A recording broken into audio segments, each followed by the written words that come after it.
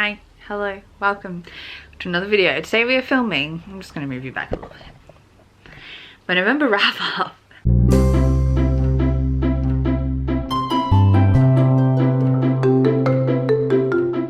So I was participating in a couple of readathons in November. First of all, the Believe-a-thon. You can check out my Believe-a-thon prompts and what everything was going for in my TBR, which I'll try and remember to link somewhere. It'll give you an idea of what things were going for, because I'm not going to go through that in this video because it would take too long. I'm also participating in Clear Your Shit, which again I just released a TBR for a couple of weeks ago, a week or so ago, which will tell you what I'm reading for that. The TBR has pretty much said exactly the same. The other thing to keep in mind is that might be it. I read like 35 books in November. I think I read quite a few graphic novels and things, so I have taken them back to the library, so I don't have them to show you, but I will go through things as best I can. Lots of audiobooks. We'll just see how we go. Let's get started. First off, we have The Puffin Portal by Vashti Hardy. This was a tiny little middle grade that I read in like an hour. It's a early readers kind of middle grade. Sorry, I'm getting comfortable. It's an early readers kind of story, and it focuses on a girl whose family have this kind of magic where they can teleport, and they act as services. They're a service for the town, and it's just a little adventure they have. I thought this was really cute. I gave it 4 stars. I would recommend it, especially for early readers.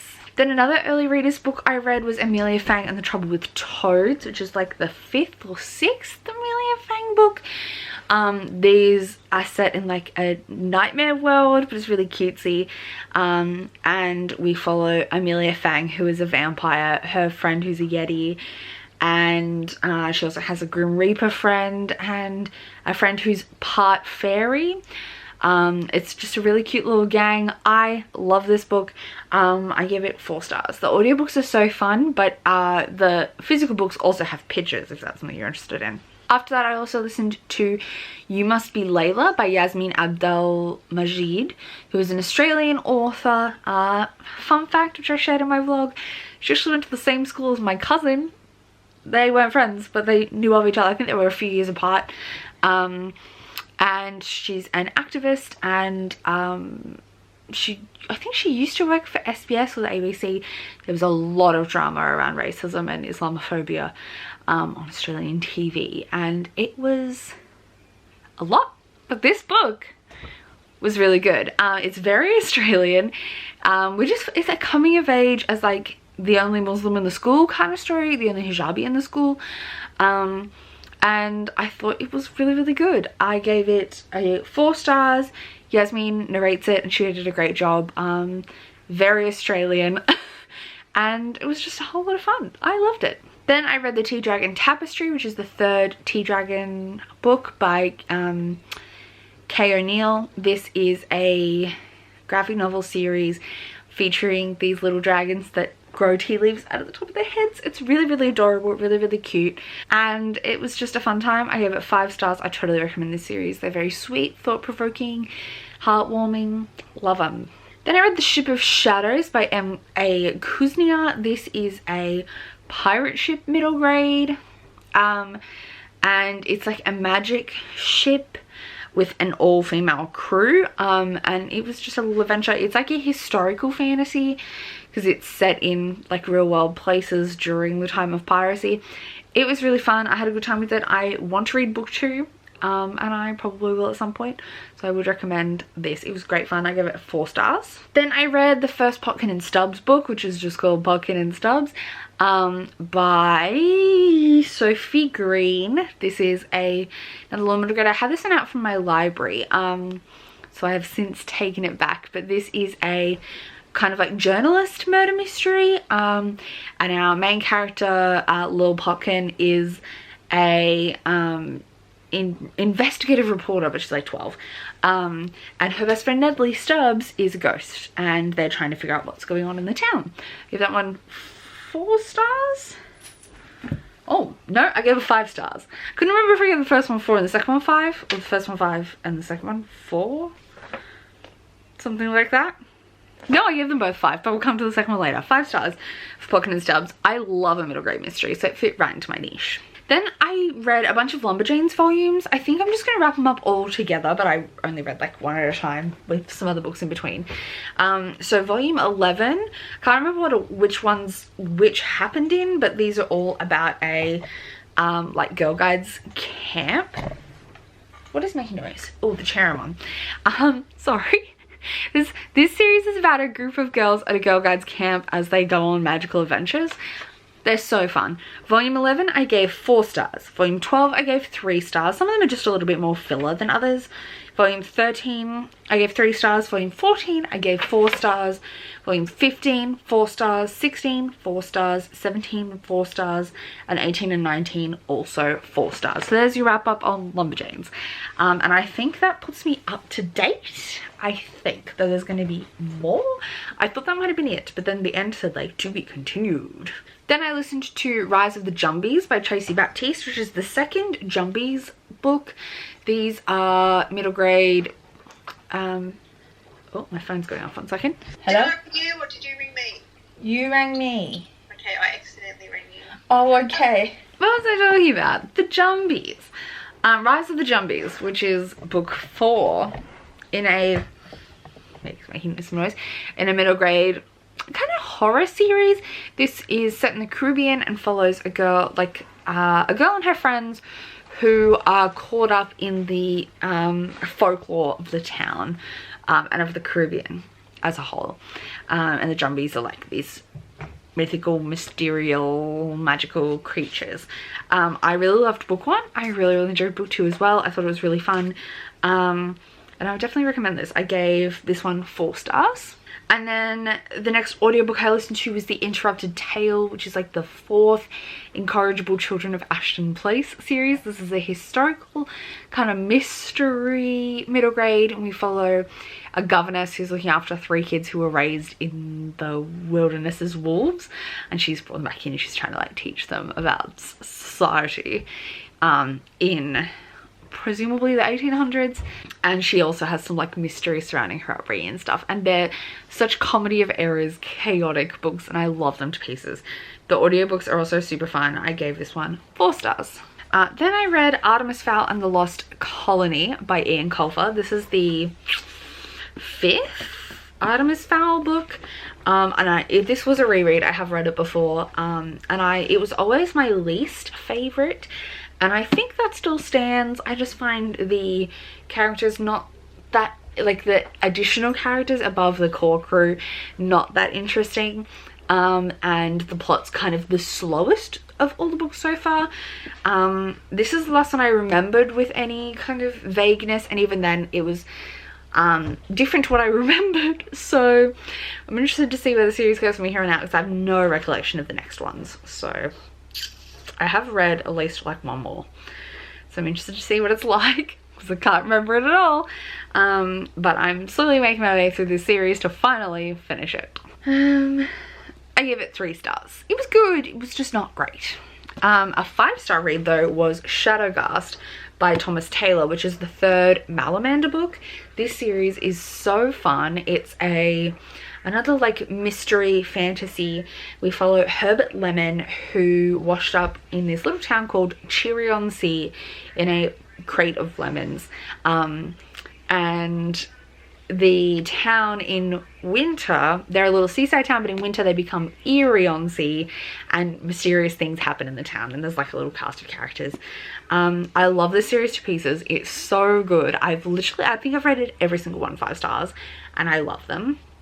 The Herbie's narration is just so good, and if you want a really high quality middle grade series, this is it. They're just so fun, and they've got occasional little illustrations on the chapter starts and stuff. So good. I also listened to The Bad Luck Lighthouse by Nikki Thornton. I don't think I'm going to continue this series. I had a hard time keeping track of what was happening. This is the 2nd book. The first one was called The Last Chance Hotel. And that one too, I had a hard time following along and understanding what was happening. And it happened with this one as well on audiobooks. I feel like they're just not for me. It's like magic, but also a mystery, murder mystery kind of stuff. It was just hard to follow along with, so I can't even describe it very well.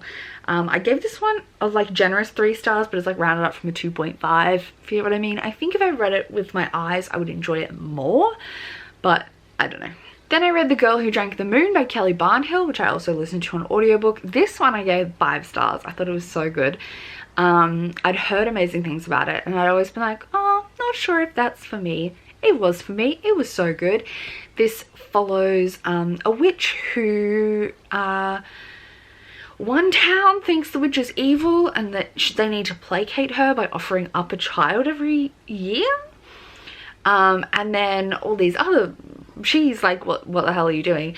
But she thinks they're abandoning their kids, so she takes these abandoned children and gives them to other towns to raise. And she normally feeds them starlight, which just keeps them strong, gives them a little bit of luck. She accidentally feeds this one moonlight and makes her magic. And then it's all about kind of like balancing and controlling complicated magic. And it's a really good story. It's really complex, but I like for a middle grade, but I really enjoyed it. I gave it 5 stars. I also listened to The Trouble with Perfect by Helena Duggan. This is a Helena Duggan, is that right? I think so. This is about a little town. In the first one, our main character goes there and her dad's an optometrist, I think, but everyone loses their eyesight and have to wear these special glasses, but there's a mystery going on. This book is like a new mystery, but following the same characters, and like it's like the next step, and they're solving the next mystery. This was really good. I really enjoyed it. I will definitely be reading book 3. This was really fun. I gave it 4 stars. What I didn't like quite so much was Arusha and the Tree of Wishes by Roshni Chokshi. I gave this one 3 stars. It was alright. This series is a Rick Riordan Presents series, and it follows, it's based in Hindu mythology. My problem with this one, this is book 3, and it was just really slow. The pace was not there. I'm going to continue this series, but it just was really slow for me. So we'll see how I go into the future. Arisha's a fun character. She's flawed, like a lot of Rick Riordan's book series. The broader Rick Riordan universe of books are, because they're trying to like teach you a story to an extent. And I like her, and I like the group of the cast. But yeah, this one was slow. Then I read Mistletoe and Murder by Robin Stevens. This is a middle grade mystery, and it's the 5th book in the Murder Most Unlady I Like series. We follow Daisy and Hazel, who are all schoolgirls with a Sherlock and Watson kind of dynamic, and they're solving mysteries in like the 30s. I think it's the 30s. Yes, 1935. This one was set in Cambridge, and they're there with Daisy's brother, and of course murder's gonna happen, but it's Christmas time. So this was like a good seasonal read. I really enjoyed it. I gave this one 5 stars. I do think there's flaws with this series, particularly around the representation. Hazel, who is the Watson of the story, but also makes her the like storyteller in this Sherlock and Watson kind of style, is from Hong Kong, and I feel like there's definitely, like, I can't talk to it, but I would not be surprised if it's not the best representation. And there was, especially in the earlier books, a like bullying relationship between Daisy and Hazel, which is trying to build into that Sherlock and Watson trope, but it does like feel like bullying in the start. But I feel like their relationship is getting stronger and more balanced as the books progress, and I'm really excited to read the next one as well. On the topic of Rick Riordan, I read the 4th Percy Jackson book, Battle of the Labyrinth. I didn't love this one as much as some of the previous ones. Again, I think it was just a bit slow paced for me. I was expecting it to be a bit faster, but I'm excited to finish out the original Percy Jackson series and start Heroes of Olympus. So there's one more left for me to read, and this is the first time I've ever read Percy Jackson, so there's that. I gave this, what did I end up giving this? 4 stars. Like, it was good. Wasn't as good as some of the other ones for me. not quite as funny. The pace was slower. Then here I read the second Potkin and Stubbs book, The Haunting of Pelican City. Also gave it 5 stars. Follows Lil Potkin, Nedley Stubbs again on like solving another part of the mystery, like a little extension, but solving a new bit. I give it 5 stars. I loved it. This series is so fun. I really want to read book 3 now. My only DNF for the month this month was Green Glass House by Catherine Milford. This was not it for me. It's a mystery, which you would think middle grade mystery is my jam. This was so slow in its writing style, very meandering. I felt like there was no drive for the plot. The mystery was not a murder mystery, which I think is something I feel like I need to focus more on. Like, I want it to be a bit more dramatic. This was like, oh, some people have stolen something, but I was like 150 pages in and there was like no plot progression. Something I really valued was it showed really positive like parenting and in relationships between characters, and they were really like carefully described and thought out. So I feel like the learning material on that front really good. The characters are like playing an RPG in their life, like kind of like a Dungeons and Dragons, but they're like taking on characters and using that to kind of solve the real life mystery. None of it made sense to me, and this is a whole series. That's like 6 books. I did not understand. I couldn't get into it. It was so slow, and I also didn't particularly like the audiobook narrator. This is a DNF for me. I then followed that up with Jungle Drop by Albie Elphinstone, which is the second Unmapped Chronicles. I guess there's a like 0.5 as well. This series is a like, it's like a little adventure series following these magical worlds. This one's a jungle theme with magical animals, and we're following like sets of characters as they like solve the day. This one was super fun. It was a little bit short, and maybe like a little less magical than Rumblestar for me. Like the themes weren't quite as good for me. But I gave this one 4 stars. I do recommend this series. I think they're really fun. Then after that, I read the book Smugglers, which is the 4th Pages & Co book by Anna James. This is the first one that doesn't exclusively follow Tilly. And I had a good time with this. I didn't love it as much as the previous ones. I think Milo's perspective, who's the other character that we're now following, it was just again a little slower, which is something I struggle with. I was busy, making it hard to like focus on anything that wasn't fast paced, so it might be partly on me.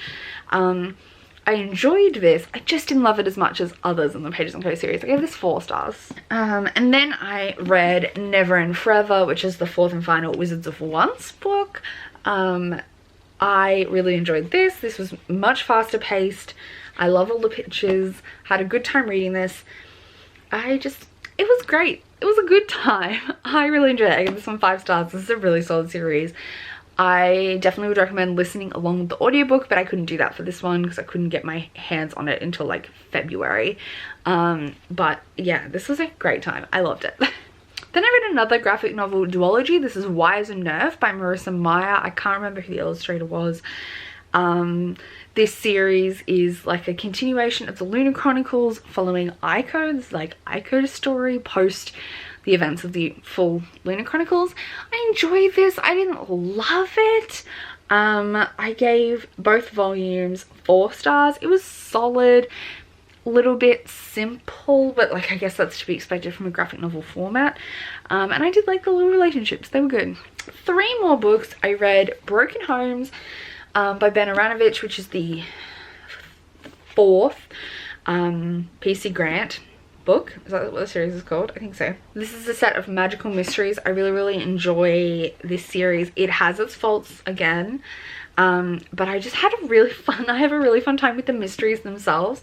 I've been reading this series pretty consistently and I'm gonna keep going because I'm having such a good time. I gave this one 5 stars. Like, the mystery was just so solid. The tension and anxiety, it's like every cop mystery but make it magic.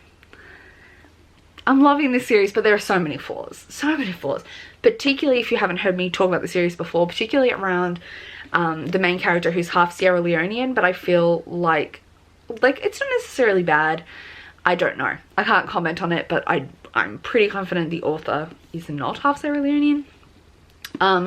And it's a little bit misogynistic at times. This one less so, but I feel like it's like leaning into that cop procedural thing that does that. Like, it's a trope.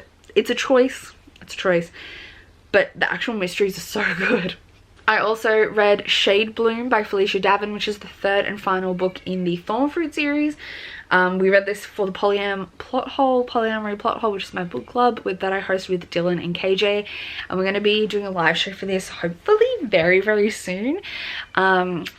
This is a third and final book in a polyamorous romance trilogy, fantasy romance, and we follow Ev, Alazan, and Theo as they like go on adventures to save the world. It's very dramatic. This one was the best so far for me.